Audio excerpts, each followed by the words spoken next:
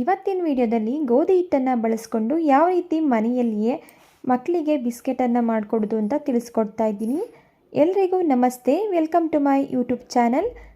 ಗೋಧಿ ಹಿಟ್ಟನ್ನು ಬಳಸ್ಕೊಂಡು ಮಕ್ಕಳಿಗೆ ಇಷ್ಟ ಆಗೋ ರೀತಿಯಲ್ಲಿ ನಾವು ಮನೆಯಲ್ಲಿ ಸಿಗುವಂತಹ ಪದಾರ್ಥಗಳಿಂದ ಬಿಸ್ಕೆಟ್ಸ್ನ ರೆಡಿ ಮಾಡ್ಕೋಬೋದು.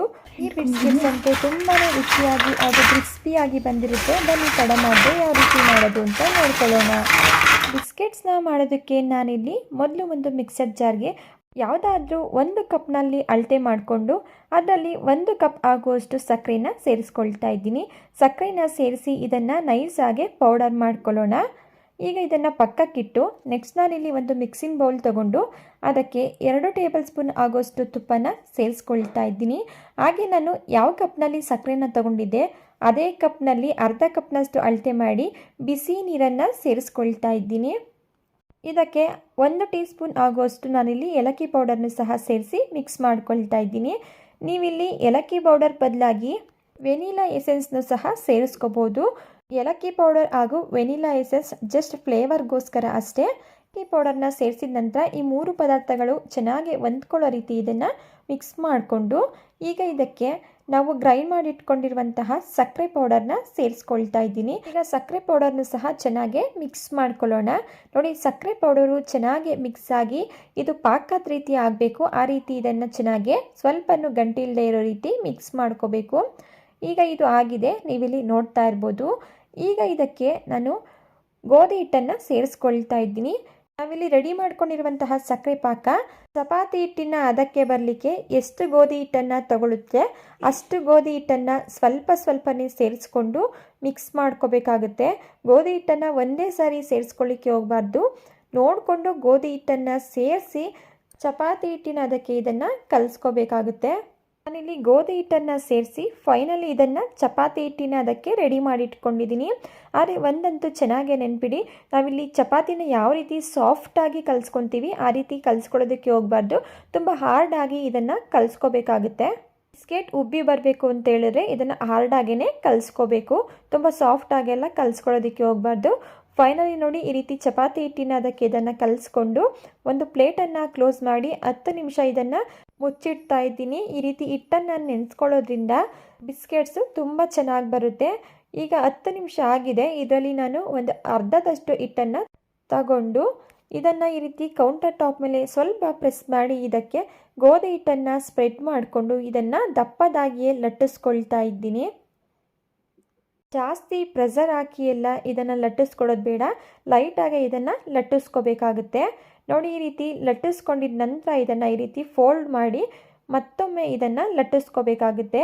ಈ ರೀತಿ ಫೋಲ್ಡ್ ಮಾಡಿ ಲಟ್ಟಿಸ್ಕೊಳ್ಳೋದ್ರಿಂದ ಬಿಸ್ಕೆಟು ಒಳಗಡೆ ಸಾಫ್ಟಾಗಿ ಮೇಲೆ ಕ್ರಿಸ್ಪಿಯಾಗಿ ಬರುತ್ತೆ.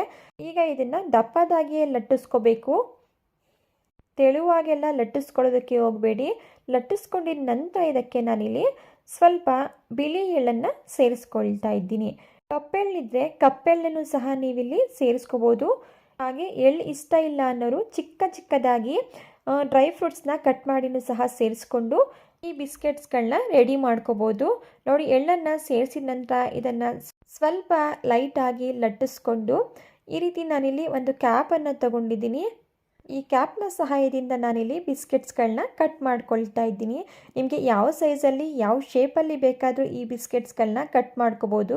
ನಾನಿಲ್ಲಿ ನೋಡಿ ಈ ರೀತಿ ಕ್ಯಾಪ್ ಸಹಾಯದಿಂದ ಬಿಸ್ಕೆಟ್ಗಳನ್ನ ಈ ರೀತಿ ಕಟ್ ಮಾಡ್ಕೊಳ್ತಾ ಇದ್ದೀನಿ. ಈ ರೀತಿ ಕಟ್ ಮಾಡಿದ ನಂತರ ಎಕ್ಸ್ಟ್ರಾ ಇರುವಂತಹ ಹಿಟ್ಟನ್ನೆಲ್ಲ ರಿಮೂವ್ ಮಾಡಿ ಕಟ್ ಮಾಡಿಟ್ಟಿರುವಂತಹ ಬಿಸ್ಕೆಟ್ಸ್ನ ನಾನಿಲ್ಲಿ ಒಂದು ಪ್ಲೇಟ್ಗೆ ತೆಗೆದಿಟ್ಕೊಳ್ತಾ ಇದ್ದೀನಿ.